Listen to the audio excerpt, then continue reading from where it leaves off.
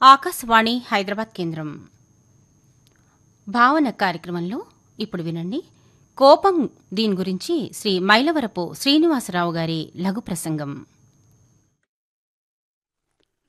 క్రుద్ధః పాపం న కుర్యాత్ కః క్రుద్ధో హన్యాత్ గురూనపి క్రుద్ధః పరుషయా వాచా నరః సాధూన్ అధిక్షిపేత్ యథోరగస్త్వచంజీర్ణాం సవై పురుష ఉచ్యతే. శ్రీమద్ రామాయణంలో సుందరకాండలో కనిపించే శ్లోకం ఇది.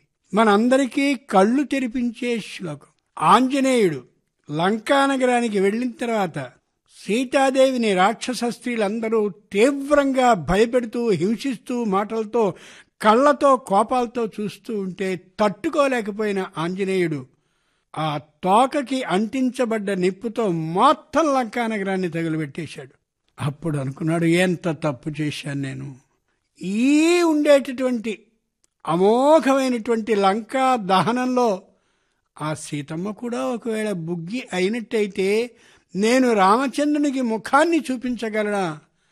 ముందు నాటికి రామకథ వినేవాళ్ళందరూ కూడా ఏమంటారు, ఆనాడు హనుమంతుడనేటటువంటి దూత వెళ్ళి మొత్తం సీతమ్మని అయ్యయ్యో ఇలా అనుకుంటారు కదా అని అప్పుడు చెప్పాడు. కోపం అనేది తీవ్రమైన ఆయుధం. దీన్ని గాని ప్రయోగించినట్టయితే ఇష్టం వచ్చినట్టుగా వ్యవహారం చెడిపోతుంది. అంచేత క్రుద్ధుడైనటువంటి వాడు అంటే కోపం వచ్చినటువంటి వాడు నరస్సాధూన విక్షిపేత్, గొప్పవాళ్ళని కూడా వాళ్ళ యొక్క గొప్పతనాన్ని గుర్తించకుండా నోటికొచ్చినట్టుగా మాట్లాడిస్తాడు. అంతేకాదు, క్రుద్ధోహన్యాద్ గురూనపి, తాను ఏ గురువుల వద్ద చదివి ఈ జ్ఞాన నేత్రాన్ని పొందాడో, నలుగురిలో పలుకుబడిని పొందగలిగాడో అటువంటి గురువుల్ని కూడా లెక్కించకుండా నోటికొచ్చినట్టుగా మాట్లాడిస్తాడు.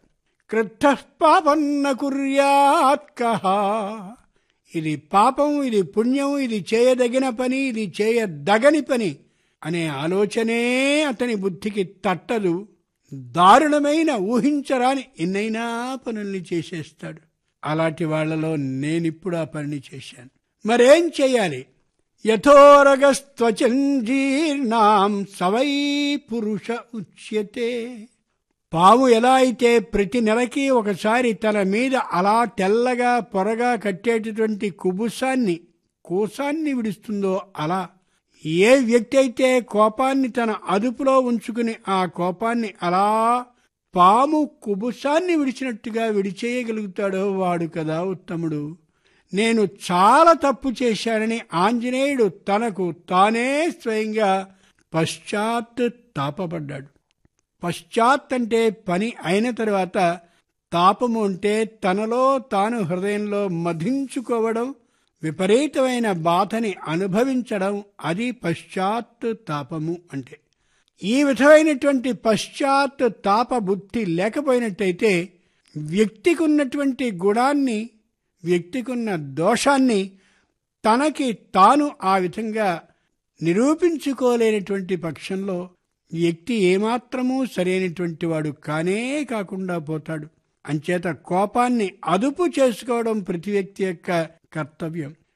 అంచేతనే దుర్వాసో మహర్షి బ్రహ్మాండమైనటువంటి తపశ్శక్తి సమన్వితుడే అయినా ఊరు పేరు లేకుండా దుర్వాసుడు అనగానే భయంకరమైన కోపిష్టి అనే అపనిందకి గురి అయిపోయాడు. గుర్తుంచుకోవాలి, ఏ వశిష్ఠుడున్నాడో ఆయన అమోఘమైనటువంటి తపశ్శక్తి కలిగిన వాడు అయి పరమ ప్రశాంత బుద్ధితో ఉంటాడు. కాబట్టి రామచంద్రుడంతటి వాడికి కుల గురువు కాగలిగాడు. కాబట్టి మన ప్రవర్తనని బట్టే, మనకుండే శాంతం, మనకుండే కోపం బట్టే మనకి కీర్తి ప్రతిష్ట, మనకి అపకీర్తి అపనింద అనేవి కలుగుతాయని ఏ వ్యక్తికి ఆ వ్యక్తి కాని కొద్దిగా ఆలోచించుకోగలిగితే ఏమాత్రము కోపాన్ని పొందడు. పొరపాటున మాట్లాడితే తప్పైందని ఖచ్చితంగా చెప్తాడు. తప్పైందని చెప్పామే అనుకోండి, మనసులో ఆ దుఃఖం పోతుంది. తప్పైందని చెప్పడానికి అభిమానపడితే